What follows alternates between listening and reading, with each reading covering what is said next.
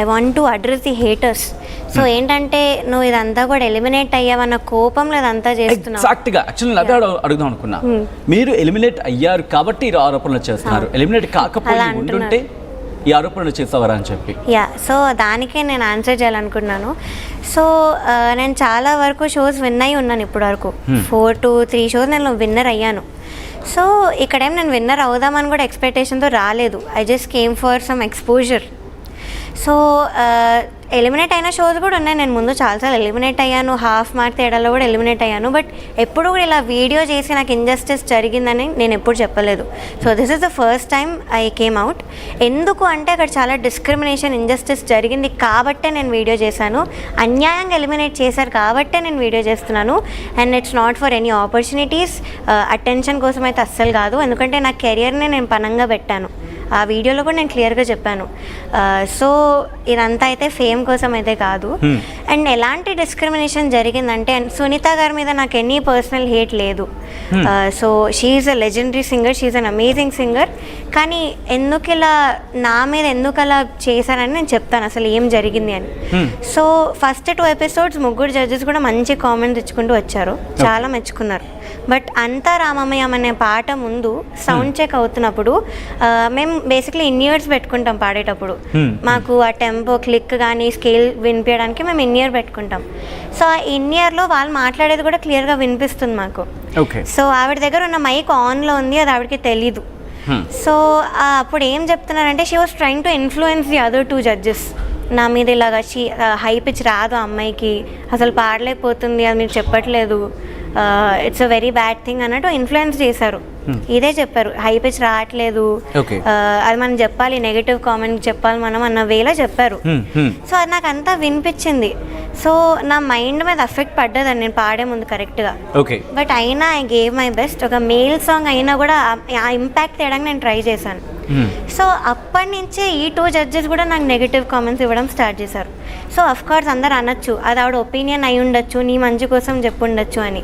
Feedback తీసుకోవడం నువ్వు నేర్చుకోవాలని కూడా నన్ను చాలామంది అన్నారు. ఓకే, ఐ అగ్రీ, నేను నిజంగా తప్పు చేశానేమో. But you can't try to influence other 2 judges కదా, వాళ్ళ ఒపీనియన్స్ వాళ్ళకు ఉంటాయి. సో అక్కడ డిస్క్రిమినేషన్ జరిగింది. అండ్ అదర్ థింగ్ ఇస్, ఆవిడకి నచ్చిన కంటెస్టెంట్స్ పాడేటప్పుడు వాళ్ళ పిచ్చింగ్ ఇష్యూస్ చాలా ఇష్యూస్ ఉంటాయి వాళ్ళకి పాడేటప్పుడు. సో అదే కామెంట్స్లో చెప్పకుండా ఆవిడ సైగా చేస్తున్నారు పాడేటప్పుడు, you are getting sharp, flat పాడు, షార్ప్ అయిపోతున్నావు చూసుకో అని. సో అది మీరు జడ్జ్మెంట్లో చెప్పాలి కదా, why are you telling it personally? జడ్జ్మెంట్లో మీరు అది అడ్రస్ చేయాలి అండ్ స్కోర్స్లో కూడా అది కనిపించాలి. కానీ వాళ్ళని మాత్రం టాప్లో పెట్టి, లిరిక్స్ మర్చిపోయిన వాళ్ళని, లిరిక్స్ చేతిలో రాసుకున్నా కూడా నాట్ కౌంటెడ్ అని చెప్పి, నాకేమో మిస్టేక్స్ లేకపోయినా కూడా నన్ను దారుణంగా ఎలిమినేట్ చేశారు.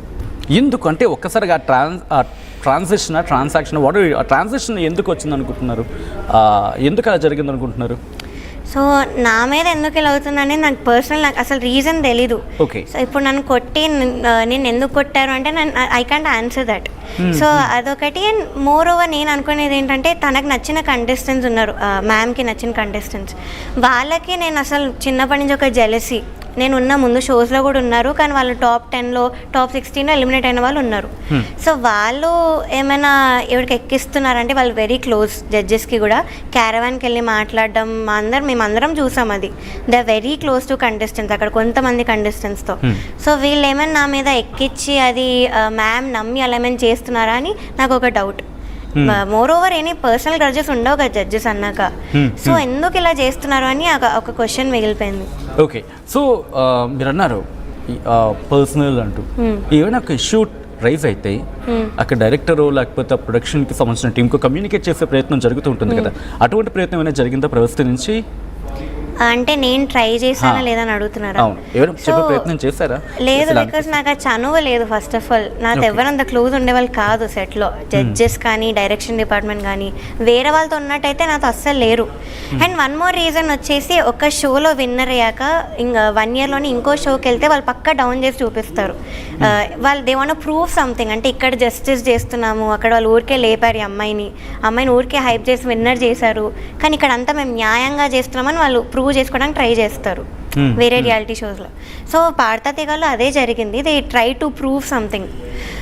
అంటే నేను విన్నర్ అవ్వకూడదు, షీఈ్ అ వర్త్లెస్ సింగర్ అనే ట్రీట్లో అయితే నన్ను ట్రీట్ చేశారు ఆ వేలో. సో అది చేశారు. ఎప్పుడు అనిపించింది ఆ ఫీల్ ఎప్పుడు అనిపించింది? ఎందుకంటే మీరు అన్నారు ఒక 12 ఎపిసోడ్స్ వరకు బాగానే ఉండింది అని చెప్పి, ఎప్పుడు ఆ చేంజ్ ఓవర్ కనిపించింది? అదే చేంజ్ ఓవర్ ఎప్పుడు అనిపించింది మీకు? సో యాజ్ ఐవ్ సెడ్, ఈ అంతరామమ్యం పాడే పాటలోనే? అప్పుడే అందరు కలర్స్ మారిపోయాయి. ఓకే, అప్పుడు వరకు కూడా చాలా మెచ్చుకున్నారు.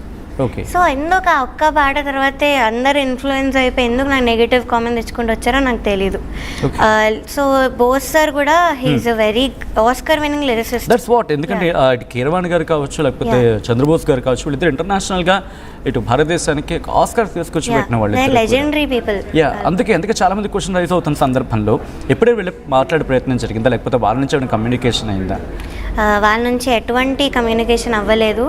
బట్ ఎందుకు 2 ఎపిసోడ్స్ నుంచి ఆ 2 ఎపిసోడ్స్ మాత్రం చాలా బాగా చిన్నప్పటి నుంచి చూస్తున్నాం ప్రవస్తిని, ఎంత డెడికేషన్తో పాడుతుంది అమ్మాయి, ఒక్క నోటు కూడా వదలకుండా పాడుతుంది, లిరిక్స్ మర్చిపోకుండా పాడుతుంది అని చెప్పారు ఆయనే.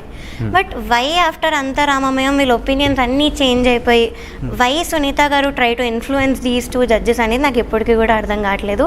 And it felt very very bad.